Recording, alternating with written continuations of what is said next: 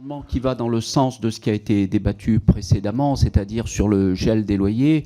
Je ne reprends pas les éléments que le camarade a portés sur aujourd'hui 3,5% des propriétaires qui possèdent 50% des logements en location. Je rajoute juste un élément par rapport à ce qui a été dit, c'est que aujourd'hui, les charges des propriétaires qui se limitent à la taxe foncière et aux charges locatives progressent moins vite que l'IRL. Donc voilà, il s'agit là aussi de demander le gel des loyers. Monsieur Naillet.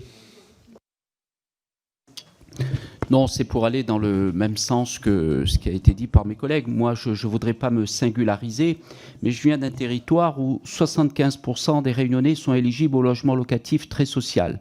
Nous subissons la double peine puisque nous avons un coût de la vie qui est supérieur de 7% à ce qu'il est en France hexagonale et nous avons une population plus pauvre. Donc, tout ça pour dire que accepter aujourd'hui l'augmentation des loyers de 3,5%, c'est plonger des familles qui sont en difficulté dans des difficultés supplémentaires.